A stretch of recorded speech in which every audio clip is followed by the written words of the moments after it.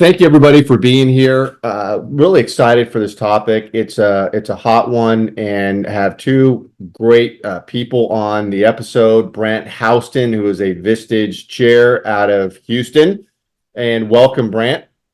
Hey, it's good to be here, Paul. Yeah, and then I have Harry Barth, who is the founder and senior managing partner of an asset protection, estate planning, and business planning law firm in California called Barth Calderon, and he's my colleague at Barth Calderon and my boss. Hello, Harry. Welcome. Hi, Paul. How are you? Yeah. So we're gonna get started here. Obviously, a very hot topic, the Corporate Transparency Act.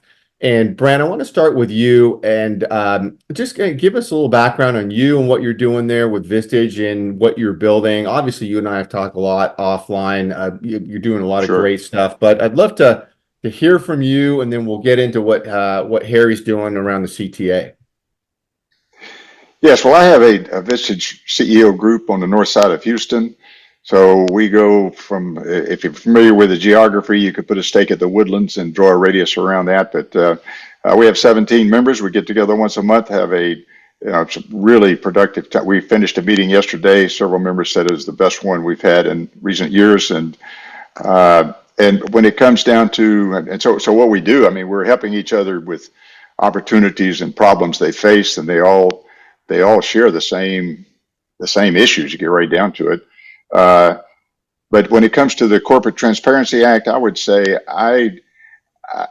they have heard of it, but nobody's that well versed in it, and least of all me. I'm really looking forward to this session with Harry because I'm the managing partner of 10 LLCs, including. Oh, you're gonna love what I have to say. Oh yeah, three of them are disregarded entities. I'm a shareholder in a closely held S corporation of family members that holds a farm inherited from our grandfather, and my wife and I have a living trust. I'm a limited partner in a number of partnerships and a member of LLCs that own real estate, and I can't imagine how many entities among my 17 members are out there like this. And so anyway, I'm really looking forward to what we're going to learn today. Yeah, and Brandon, you have some spots open for your group. Who are you looking for? Well, we're just looking for, actually, we're getting close to a waiting list now, but we're looking for decision makers in small to mid-sized companies, 10 million up to 300 million in revenue is where our sweet spot is. Yep. And so as long as it's a decision maker that's a owner, CEO, or even whether it's a hired CEO or founder, most of our members are founders or maybe second generation, but if they're fit that category, the north side of Houston, love to talk with them. Great. Okay. Well, I just want to say before we get to Harry, I'm going to put a couple things in chat here. I'll put Brant's email address in there so you have a way to get a hold of Brant. And also, as you have questions here about this new law as it pertains to you, we are offering a chance for you to get one-on-one with Harry and the team. It's complimentary to answer your questions as a follow-up. So there's a link I'll put in there. If you click on that, it gets you over to us. Happy to give back as you're taking the time to find out what we're talking about. Okay, Harry, let's get into this. Okay, we have a lot to talk about today. This is a very, very, very interesting and distressing topic at the same time. So I'm going to take you through it, and I'm pretty sure that by the end of our hour together, you'll have a great understanding of what this is all about. And, there's a lot of hoopla about the Corporate Transparency Act, and what's seemingly simple is not, as any typical government thing is. First, some definitions. FinCEN. You're going to hear the word FinCEN coming out of my mouth a lot. That's the Financial Crimes Enforcement Network, and it is a division of the United States Department of Treasury. This is the same people that monitor offshore bank accounts. Their role, primarily, is to get behind shell and shelf companies for financing terrorism, tax evasion, financial crimes. And what the Corporate Transparency Act is, it's very important for us to understand philosophically what it's all about, because it'll help us in the implementation and the specifics of the act. The key for all of this is the government is building a registry for government use only, not public use, government use only, government, international governments, but government and law enforcement use. Who are the humans, the human beings behind the walls of the company? So I think that's really important.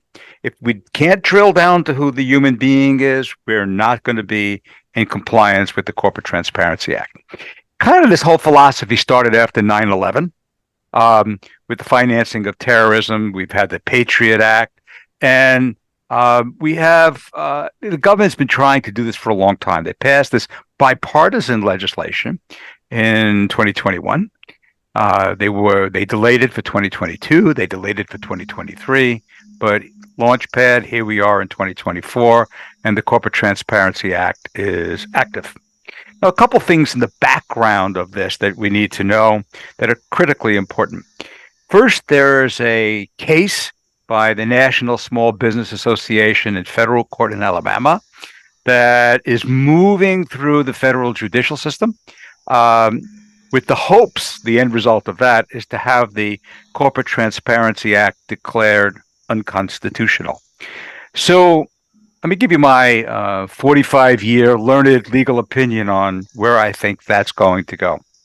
I think eventually some parts of the Corporate Transparency Act may be declared invalid, but in general, I think it's going to be upheld. Why? One, it's bipartisan politically. Two, most of the modern Western economies, France, Britain, Germany, Denmark, Spain, all of those, and most of the modern Asian economies already have this type of disclosure in effect in the government. So this is nothing new for them. It's new for us.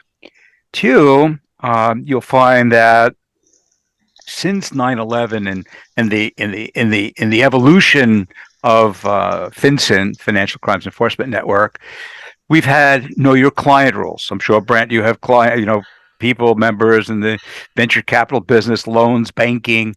Believe me, in banking today, you're not going to get a loan if we don't know the inside of the size of your underwear. We want to see your driver's licenses, your passports. We want backgrounds, records. We want to know who we're lending to. We need to know our client to avoid money laundering and all the other issues. So this falls squarely within that. So I also think it's not going to remain unconstitutional. And the other aspect of that is that even a simple notary requires address and driver's license and identifying stuff. So this is not crazed. Now, it's important to understand that the registry that they're building, which includes every single entity that's not exempt, that is ever in existence in the United States of America, that's about 33 million, and every new entity be formed in the United States of America to comply with this act. It's enormous in that respect. And so we have some other components of this which are interesting. So as we go through today, you're going to see different deadlines that are involved, but there is some changes. So there is a bill that has been passed by the House, not yet passed in the Senate, which may modify it, and not yet signed by Joe, good old Joe. But what'll happen is that some of the deadlines that we'll be talking about today, I'll talk about when we get into the specifics of the act, may be extended. It's just, I don't know how we're going to register 33 million companies, in 12 months. And two, an aspect of it which is a little draconian, which I will respect. This is the new legislation modifying the now existing Corporate Transparency Act. So let's start with, as we begin to drill down into this, who has to comply? If you are a corporation, limited liability company, just count the brand. If you are an LLC or any other entity that is created by a filing with the Secretary of State, as we all know it to be a legal person. So if a legal person has been created, a corporation, LLC, limited partnership, LLP, LLLP, whatever it may be, if we got to go to the Secretary of State and get articles to set us up, we are subject to the Corporate Transparency Act. And I'm going to today do a dividing line where we'll talk about a new entity being formed in 2024 versus all of the existing entities that are in existence prior to 2024. But this is, in general, all of the companies that are subject to this act. And when we're subject to the act, so we give birth to, we file for a new company, January, tomorrow, January 20th, we have from the date that the state of Texas says you are effective as an LLC in the state of Texas on January 20th, we now have 90 days to bring that entity into compliance. So the next question is, before we talk about the exemptions to it, are they serious about this? Oh my God. So here's the deal. Once we are supposed to be in compliance, if we are not, we are subject, and I say we, will learn who we is, to a $500 a day fine, all right, for up to 30 days, not insignificant, a $10,000 criminal fine on top of that, and up to 2 years of imprisonment. It is a felony not to comply with this act. And the difficulties in complying with it make it interesting. Because of that, and you'll learn, I think it's really important, whether it be us or any other law firm, a law firm that's highly specialized in, asset protection, estate planning, business transactions, because that's why we have all these entities. It's for all of those reasons that we have them, and limiting liability, should be engaged to help analyze whether or not we're subject to the act and what we need to comply with. And then a filing service of some sort should file it, or you could sit online forever with a government website and try to do it yourself. I don't think it's a good idea. Plus, you lose attorney-client privilege, and when you're dealing with something that could ultimately become a criminal problem, I think attorney-client privilege is important. So, and as just a side note, the AICPA, the CPA organization, has basically told the CPAs, stay away from this. This is the unauthorized practice of law. Boot it to a law firm. All right. Other financial organizations, filing organizations have said, boot it to a law firm. This whole structure really is a bird of a legal issue. Okay. That being said, in the background, and now we have some understanding of where it is, and understanding that we're looking for the humans behind the layers. Let's talk about who is not subject to this. All right. There are 23 exemptions. Let me give you most of them, and some of them that really kind of are very, very particular to Vistage members. So first of all, public companies. If you're a public company filed on a stock exchange, NASDAQ, American Stock Exchange, New York Stock Exchange, public companies, there's such a high degree of regulation that's involved with that. They are not subject to this act. This act, Brant, is targeted for small businesses. The LLC that owns a piece of real estate, the limited partnership that owns stocks, bonds, and cash, all the things that we do, this is who it's targeted for, not the big companies. Certain entities that are registered investment advisors are exempt because they're regulated by the SEC and everybody knows who they are. Venture capitalists who are registered are not subject to this act. Insurance companies and insurance producers, you get the picture. They're regulated. We know who they are. They're licensed, not subject to the act. Certain highly regulated financial organizations, such as banks, credit unions, registered securities broker-dealers, are not subject to the act. Noticeably missing is trust companies, but I would say that trust companies are highly regulated and more likely not subject to the act. CPA firms, public accounting firms, if they are reporting under Sarbanes-Oxley, are probably not subject to the act. Nonprofits, guys, charities, political organizations are not subject to the act. Entities assisting tax-exempt entities are not subject to the act. Of course, the government itself is not subject to the act. And subsidiaries that are owned or controlled by an exempt company. So if your company is exempt, Brant, and we look down and you have 2 or 3 subsidiaries to it, if the papa is exempt, the babies will be exempt as well. Now, there is one very important one, and when I give you this, everybody should take note that there is what they call the large operating company exemption. Now, these are not or, these are and, all right? Not or, and. So we must meet all three criteria to be exempt, all right, from filing. One, we have to have 20 or more full-time employees as defined by state law. So 37 and a half hours, 40 hours, they need to be a full-time employee. We need to be based in the good old US of A, in the United States of America, and we have to have gross sales of greater than $5 million. So if we have 20 employees, we have our headquarters in the good old US of A, and we have $5 million worth of gross sales, we are not a reporting company.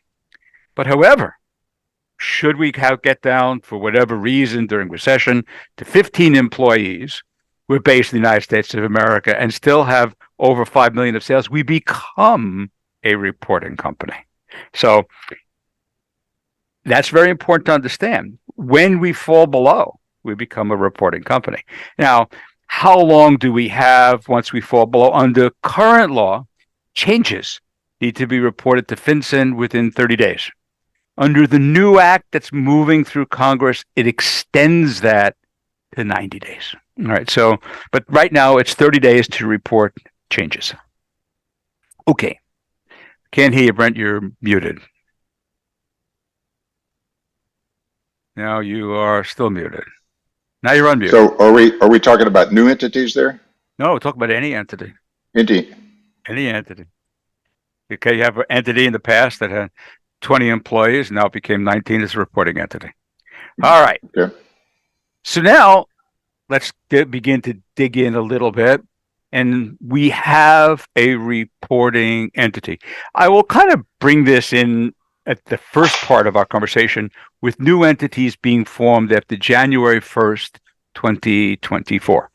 As I said earlier, once that entity is alive by the Secretary of State or tribal nation of Indians, whatever it may be, or foreign, and Nevis, Cook Island LLCs, offshore companies, once they are active and they are not exempt, we have 90 days to comply with the FinCEN rules and the Corporate Transparency Act.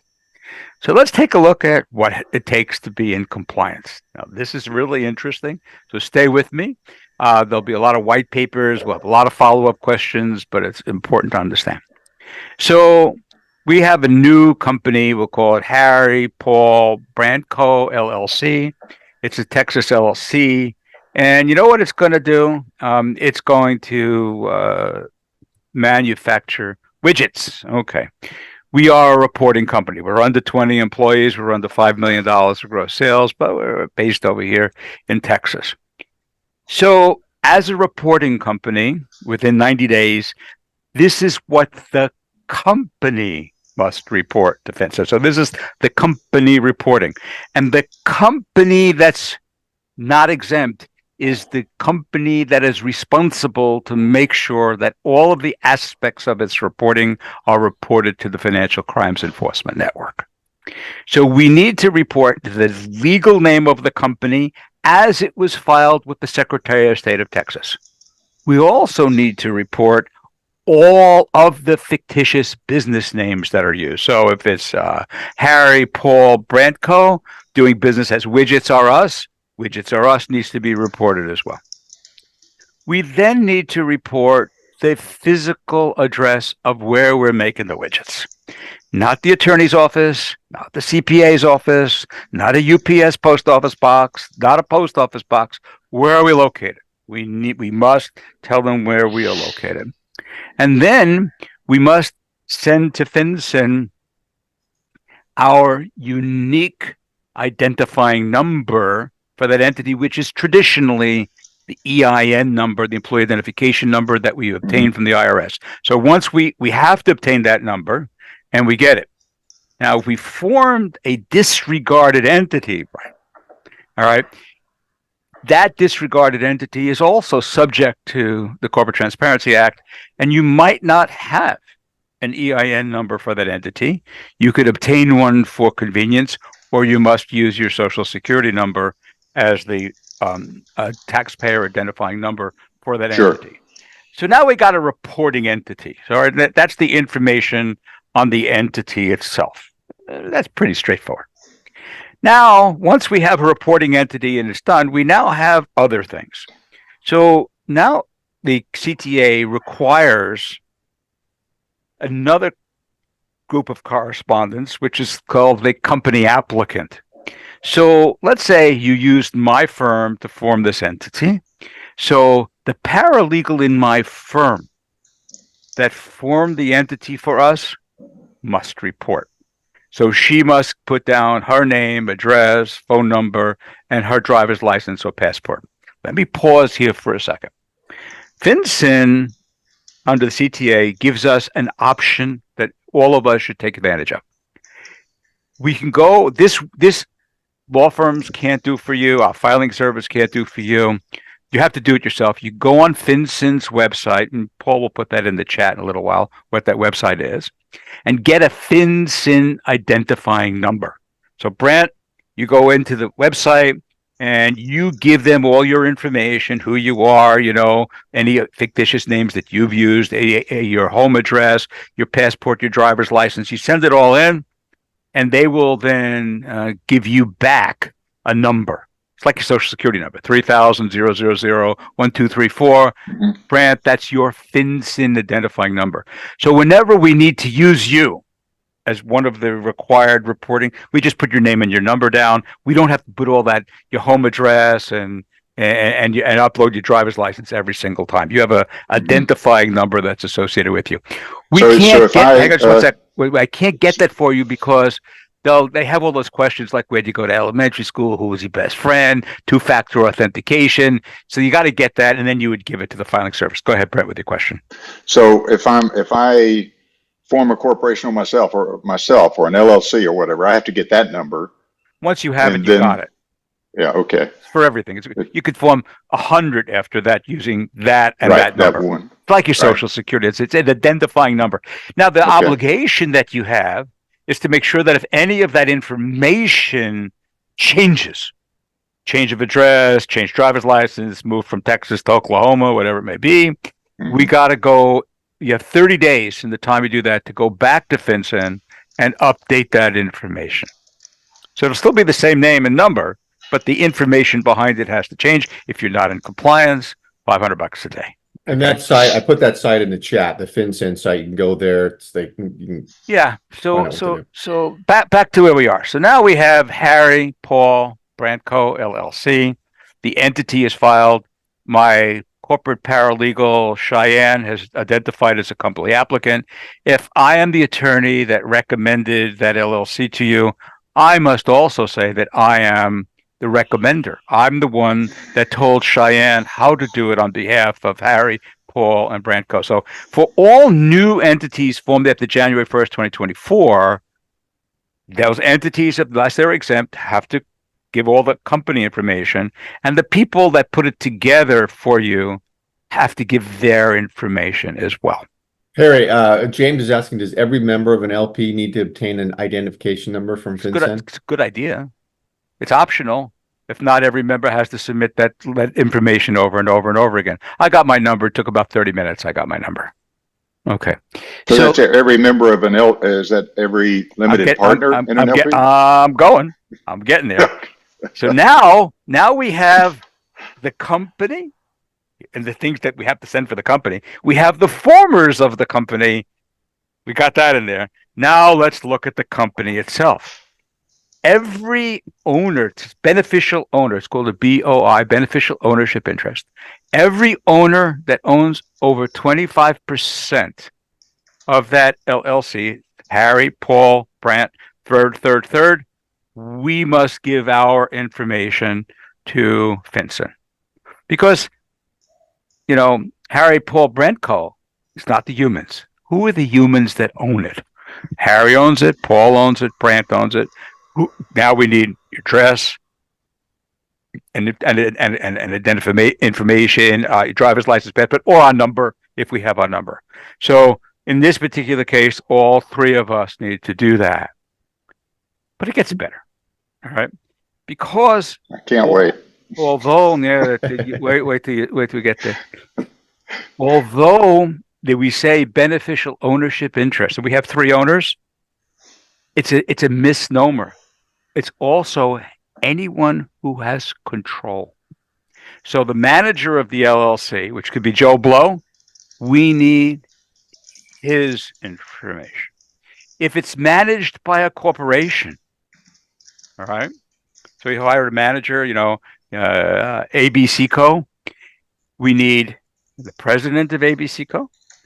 All the C-suite members of ABC Co., the CFO, the CEO, and if if ABC Co. has a board of directors that can remove and replace the C-suite executives, every member of the board of directors needs to comply as well. That's just for the management. So management and or control is reporting as well. So it's not just the ownership interest, but the others. Now, we look up, what do we do? Who holds his interest? So, Brant, you have your 33 1/3, and you want to put it in your trust where it belongs to avoid probate, asset protection purposes, privacy, whatever else may be. We all keep our assets in our trust. Some of them are irrevocable, some are asset protection trust, some are estate planning trust, all the stuff that we do. So now the beneficial owner is the trust. Now, trusts themselves are exempt from the Corporate Transparency Act. They're not filed with the state, at least not yet. But your trust is now a beneficial owner of your 1/3. So who's in the trust? If the settlor, Brant, has the ability to remove and replace assets or substitute assets, the settlor becomes a reporting person. The trustee is a report, or trustees, community property estate, husband or wife, both the two trustees, maybe you, are reporting persons. If we have a trust protector that's in there for flexibility with an irrevocable trust who can make changes to the trustee, they must report. If we have a trust company, the trust officers that have the ability to change or move assets, they must report.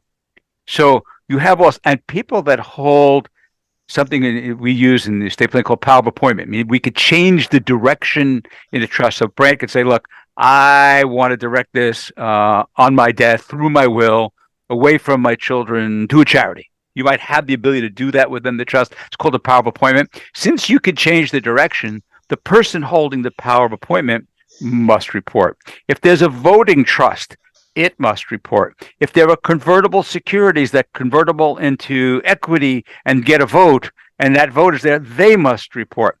So what's happening is on that simple, seemingly simple LLC, we can have 30 or 40 reporting entities, and there is no exceptions. That's a very important part. So let's go to Texas for a second. And let's drill an oil well. Most oil wells in Texas, we've done them, are an LLC. So that's a reporting entity for sure. The 4 owners that invested in that oil well, each one of them is an LLC. All 4 of them are reporting for the reporting entity of this oil well. Those 4 LLCs may be held by a holding company. It becomes a reporting entity, and that's in the trust, and that becomes their reporting entity. So it is not as simple as it might appear. As a matter of fact, in some cases, Brant, it's simple as hell. And in some cases, like I just described, it's complicated as hell. Harry, you got questions about this very specific issue? Do you want to? Sure. Let me just talk about one aspect of it first, and we'll grab a few questions. And Brant, you can handle those questions along the way. Okay. So what's important in the legislation? Remember, I said earlier that there's one draconian aspect of the revision legislation that's moving through Congress. In the revision legislation, it takes changes, guys, from 30 days to 90 days, which is good. And it gives us, instead of we have to be in compliance for all 33 million by December 31st, 2024, it gives us a year to December 31st, 2025. So we get 2 years to more runway, which I think is very, very important. But it also has this draconian provision that's written in grammar that nobody can understand that basically tells FinCEN from Congress, Brant, you may have 35 of the 36 required people. You have all the information. 36 is a holdout. We don't even know who 36 may be. It's held by a trust that hasn't been looked at for 10 years. FinCEN is instructed not to even look at it until it's complete. So if you can't find out who 36 is, you got to buy them out. You got to excise them. You got to get rid of them. You got to do something. They won't look at it because you're not going to be in compliance. So this is, I don't know if that's going to ever be constitutional or how it works or it doesn't, but that's what's in the new legislation. It's quite distressing actually, but it is what it is. So let's take a few questions here. So that's what it takes to get a new entity born, Brant. All right. And we haven't even looked at your 9 entities yet, or my 12 entities. All right. So we all have these, but maybe just one more thing before we take questions. So one of the things too is that when we form new operating agreements or looking at existing operating agreements, limited partnership agreements, limited liability partnership agreements, or corporate shareholder agreements, they should now be modified with new language called Corporate Transparency Act and require people that are signing the shareholders agreement and or becoming members of the LLC to say that they, in order to be a member, not get kicked out, for cause, that they will supply the information needed to keep the company in compliance with the Corporate Transparency Act. Okay, go for it. Questions? Yeah, I'm not seeing the questions, Paul. So okay. I'll handle that. Yeah, Q&A. So a couple here. If the attorney who helped you set up your LLC isn't practicing anymore, what do you do? Well, that's two things. So the January 1st forward, the new entities have the requirement for the company applicant, which is the paralegal and the attorney, or whoever did it. Doesn't matter, whoever, that'd be a lawyer, not a lawyer. For the companies, which I haven't talked about yet, that are in existence before January 1st, 2024, and that have to be in compliance by December 31st, 2024, the company applicant is not required. Got it. So we don't need to, we need to go backtrack who the hell did it 15 years ago. Okay. Okay, I'm caught up, Paul. And Okay, I see a question here from one of my members, Luke Cheatham.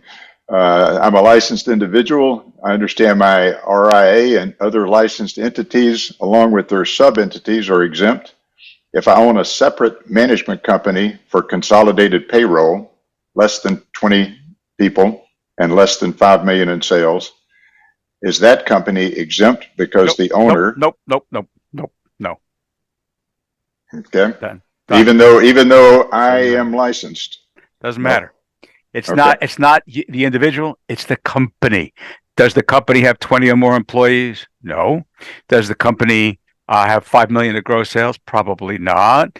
Okay, so that doesn't get us there. It's not one of the 23 exemptions that exist. Okay. That company must comply. Now, if it's a subsidiary of the exempt company, it's a subsidiary of the RIA, which usually it would not be. That would be really dumb. But assuming it was a subsidiary, then the answer is no. If it's a standalone company, brother, sister entities, compliance, parent-child entities, possibly exempt. Okay, so further related to that, to PEOs, if you have a PEO with more than 20 people and you have more than 5 million in sales, are you exempt? Yes. Okay. It's 20 employees. All right. Now it's interesting. The PEO, of course, has employees on behalf of others. All right. And so you might have 1,000 employees that you're handling, employer responsibilities for, but the PEO itself, the administrative organization, may only have 15 employees. So the question that's really being asked is, are the employees that you are taking care of for another company counted as employees?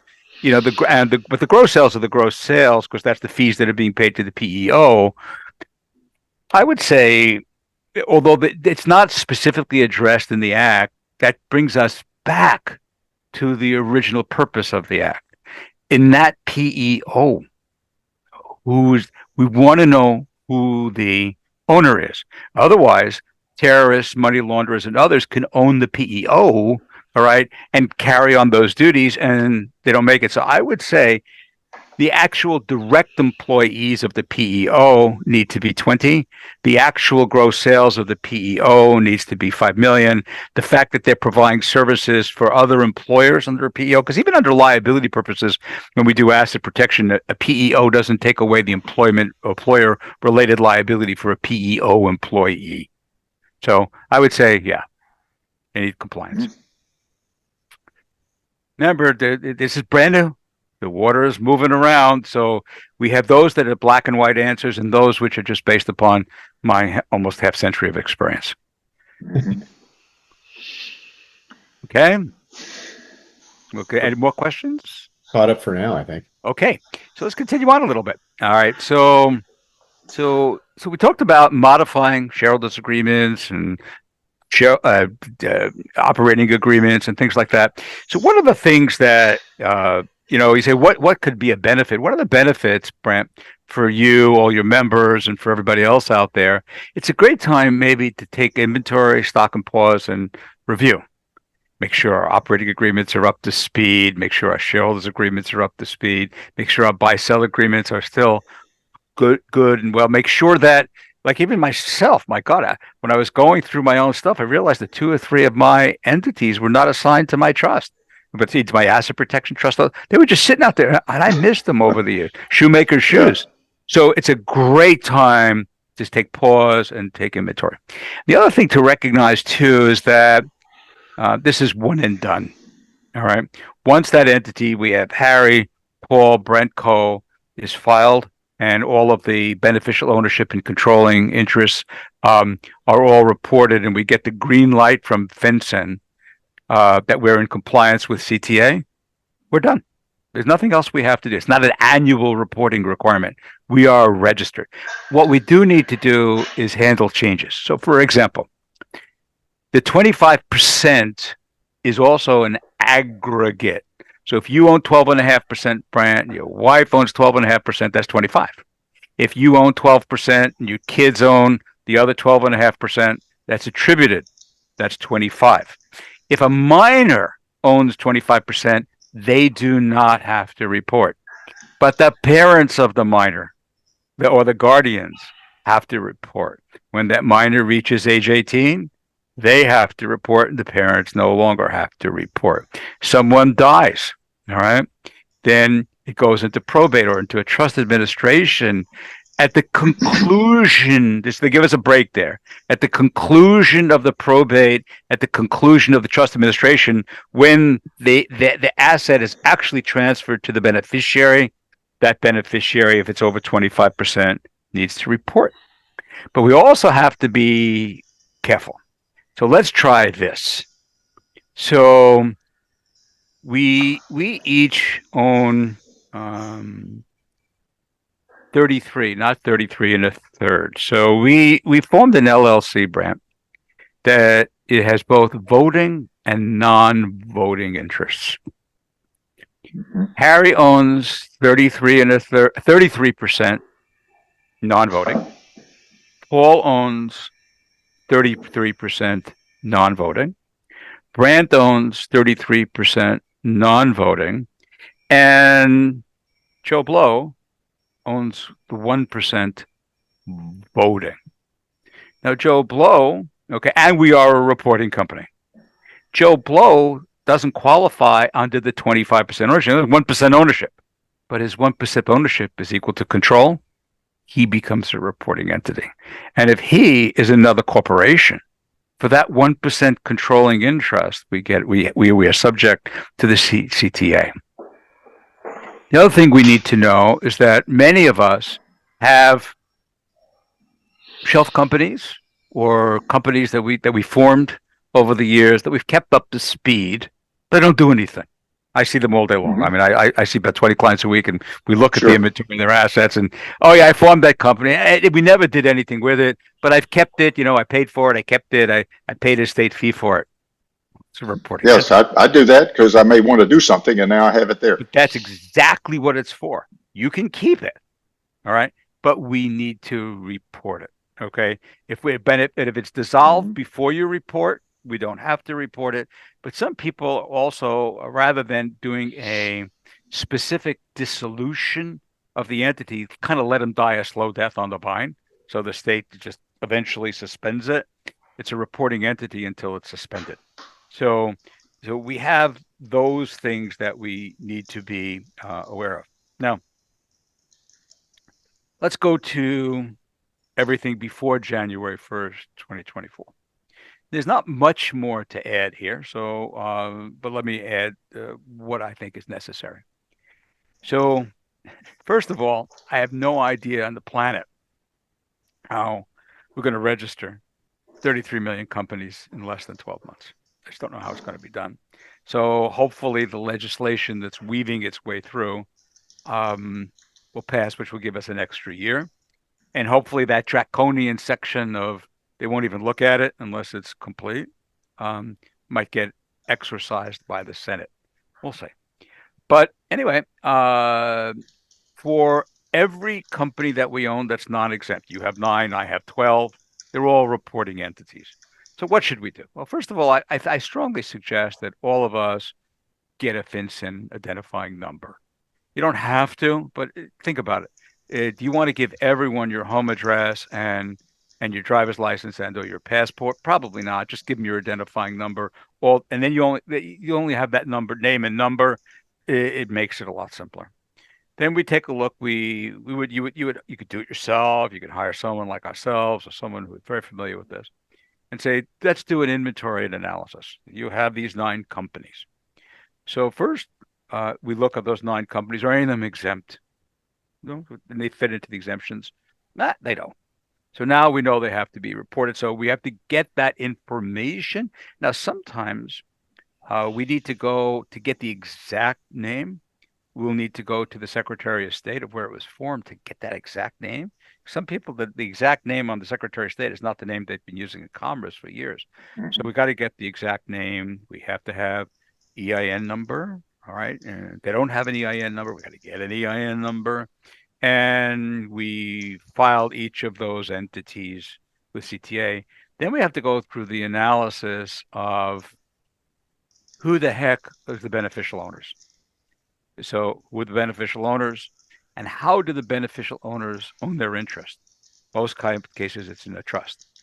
So like I said, trusts themselves are not subject to CTA. So here's a question you get. So you have Brant and wife living revocable trust. And in that living revocable trust, you have your house, which is, a homesteaded exempt entity in Texas. You have a brokerage account, a couple of bank accounts maybe that are in there. It's not a reporting entity. It's not an entity. Now, change that and say, okay, in my living revocable trust, I have my house, which is fine. But I don't have my brokerage account. I have Houston Capital Holdings LLC, a Texas LLC that holds all my brokerage accounts. All right. Now, and my living revocable, that LLC is in my trust where it belongs. Now your trust becomes a reporting entity because it's holding the beneficial interest. I need to know, who are the humans behind everything. If I don't have a human and their house and their driver's license, it's not going to be right. Now, so you got to deal with that. So when you're dealing with older entities, you're researching, if you look at some of the trusts that we create or other attorneys create for your asset protection and for your estate planning, and especially for those of us that have a little bit higher net worth, those trusts can be relatively complicated to accomplish, our clients' goals and objectives. There are different players. There are investment trustees. There are voting trustees. There are family trustees. There are trust protectors. There are investment advisors. There's people holding powers of appointment. There are trusts that are holding other trusts. There are trusts that hold entities that hold other entities. That whole analysis needs to be done to determine who's reporting, who's controlling.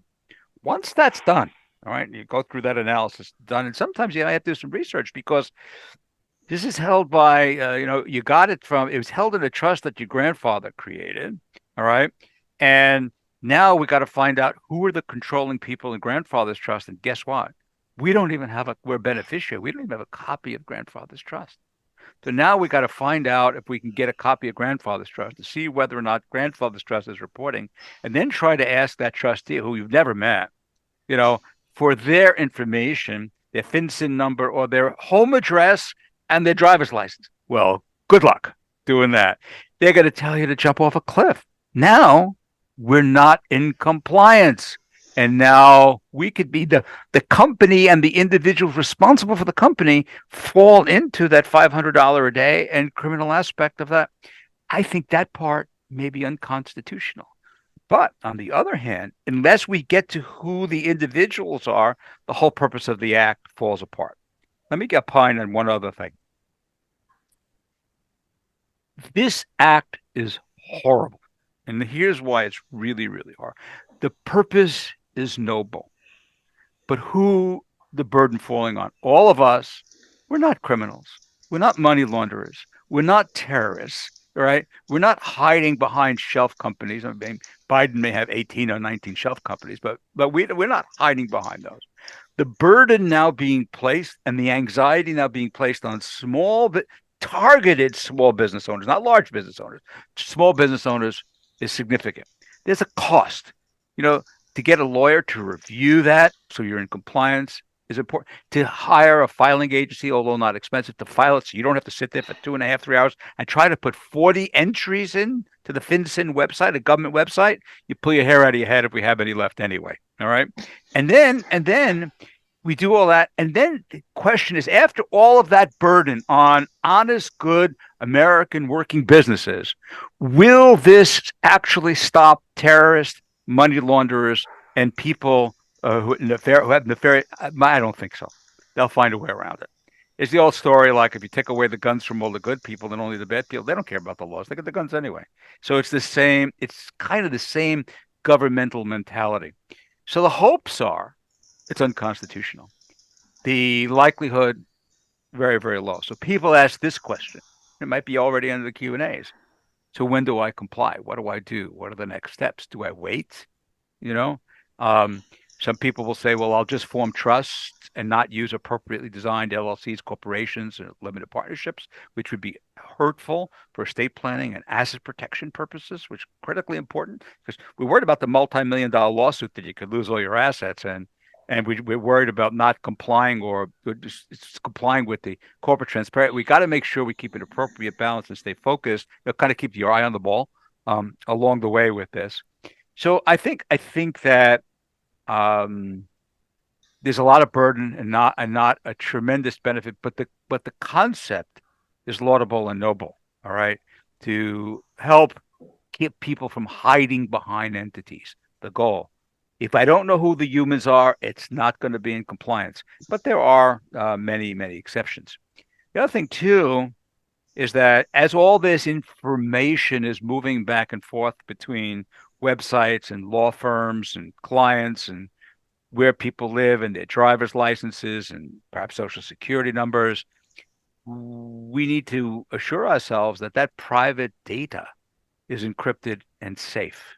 All right, in all that movement around, and that now there's this great opportunity for people to try to intercept information as it's moving around, and again use that. If that's typical online fraud that's going on, I'm sure there'll be fraudster FinCEN websites. There'll be fraudster filing agencies. There'll be all this stuff to look. What an opportunity to gather your address, your driver's license, your social security number, and use it so privacy and confidentiality come into question and needs to be set up and needs to be stored. And again, you really need to modify all your existing documents for all of those. So you have 9. So which of those 9? Who are the BOIs? Who are the control? The BOI, because the beneficial ownership interest, will become ultimately obvious along the way, but the control sometimes in a corporation. It says every C-suite, everyone that has enough control needs to report. And then the board that can change the C-suite, they need to report. The owners need to report. Interesting, you can have a scenario I brought up the other day. What if you have a LLC, you got 10 members, and they all got 10% ownership interest? Okay. None of them need to report. but whoever manages that needs to report. If the 10 of them, if it's member managed, right? Instead of manager managed, it's member managed. Yep. All 10 Yes. members are managers, right? Yep. All 10 now need to report. They didn't need to report as owners. They needed to report as managers. So you got to look at every one of these and kind of figure it out. And that's another reason for unconstitutionality. When you create a law that is so burdensome to comply with, we want to comply, but by God, look what we've got to put together a jigsaw puzzle in order to comply. If it's that difficult to comply, and there are criminal penalties associated for not complying within a very short time frame, I don't know. I would think that's just bad law, but it is what it is, and that's what we have right now. And Brant, So, you got a follow-on question from Lucas. just one last point, then we'll take all the questions, and then I'll be done. So, and that is, when do we comply? Some people are going to wait and see what happens before they comply. Other people are early responders and responding right now and getting their FinCEN numbers and complying. My strong suggestion is if you just comply, just get it done early as possible, get it out of the way, put it behind you. If it's declared unconstitutional later, well, hallelujah. The government, believe me, the government knows your social security number. The government knows where you live. It's on, the government knows your gross sales. It's on your tax return. Government knows all this, most of this stuff anyway. So, comply. Okay, questions. Okay, question. So on that PEO question we had earlier, I'm asking for the operating company actually, not the PEO. They left PEOs out of the original legislation for PPP funds and ERC and had to come back and clarify. I'm asking for any operating company working with, say, Insperity, for example, where should I, as an operating company, be compliant, but I actually don't own my own employees directly? Well, again, I would think that even though you don't own the employees directly, I would imagine that if you have, this is a guess, because there is no clarification. Best guess, if we hired Insperity for 20 of them, those are the 20. If you have less than that, it's not going to work. And the 5 million of gross sales. Okay, It's a completely different thing than PPP, which was economics and employee retention tax credits. For that measurement, this is again really nothing to do with economics. Everything to know. We need to know who owns a company. All right, and I think that if you have if all of my law firm employees were in a PEO, but they're my employees that the PEO is providing, those that I'm responsible for would count as the 20. Is my best opinion, although there's no official opinion on that at the moment. Mm-hmm. Okay, another question. A public company traded over-the-counter pink sheets. Do shareholders owning greater than 25% need to report? The answer is no. The public company itself doesn't need to report. If the public company doesn't need to report, then the rest of the requirements are not there. It's exempt. Okay. So what I'm hearing, though, for my own benefit, I have one LLC, for example, that it was formed a long time ago. So the operating agreement is pretty simple. The members are managers because there's no manager reported. My children are members. They don't have any clue about this. I can guarantee you that. And, well, that's the and they have to comply. Nail on the head. If your children are members of that LLC, and they own, and they're over age 18, and they own over 25%, they need to comply. Well, if they're less than 25%, if I understood it right, then they don't need to comply. But they are managed. It's member managed, so they are members. So if it's member managed, then the question is do they have enough control? That's a very interesting question. Of course, you solve the problem by just changing that LLC from member managed to manager managed and name you as the manager. Problem goes away. Yeah, but that means I have to do that, though. Yeah. And I have to know enough to do that. Yeah. or otherwise they could be. That's why we're all here today, Brant. We're all learning. Yes. Right. That's something I would do. Other than that, I would say that, yeah, if they're all managers, then they all have potentially enough control that every one of them would require it. And there's nothing specific on that yet. It just Okay. down to the spirit of the law. We want to know who the heck the owners and controllers are. And in your case, the kids are there. The kid could be God knows what. They want to know who it is. So the answer is, yeah, they got to comply or change it. Just it's a simple change. Make it Sure. manager managed and done. Yeah. And but if even if it's manager managed, if they have less than 25%, then you don't have to report them. Right. It made us an easy fix, but it has to be fixed. An easy fix, but it has to be fixed. I just want to mention one thing, is this has come up before, Harry and Brant, and this is an important distinction. So we've had other chairs say, well, most of the companies I'm working with are exempt because of the revenue requirements, employee headcount. But then you get into the detail of the brother sister entities that are carved out from that company that aren't part of the company. It's a separate entity for IP, for stocks, bonds, accounts, whatever. Mm-hmm. That two ways of dealing with that hopefully everyone gets a great takeaway from, and that is, if it's a subsidiary of the exempt company, it's not a reporting entity. Right. If it's a brother sister, in other words, we got another company maybe owned by the same people that is licensing the IP back to OPCO, that IP company is a reporting entity. Yes, I think that's a good point, Paul. I mean, because I would agree. Most of my members would be exempt. Their companies would be exempt, but they probably all of them have LLCs for various reasons that are not subsidiaries of the exempt company. Correct. So and that's exactly the target of the legislation. Mm-hmm. That's exactly where they're going. Me too. Yeah. Okay, guys. Well, there are no other questions. I really, Brent, it's great to see you again. And Paul, thank you. I hope I left everybody. I think you have it. You understand what's going on now. It's not a complete picture because we don't have a complete picture, but everybody now has enough of the picture as to what to do. We're available to help evaluate. We're available to help file, and we are available to complimentary answer any specific questions that were not asked during this particular webinar. Well, Harry, I appreciate all of your information, and what I'm coming away with is this is a lot more complicated than I realized, and I'm going to be reviewing the recording of this in detail to try to take out of it what I need for myself as well as my members, and hopefully sharing it with others that are going to have similar concerns.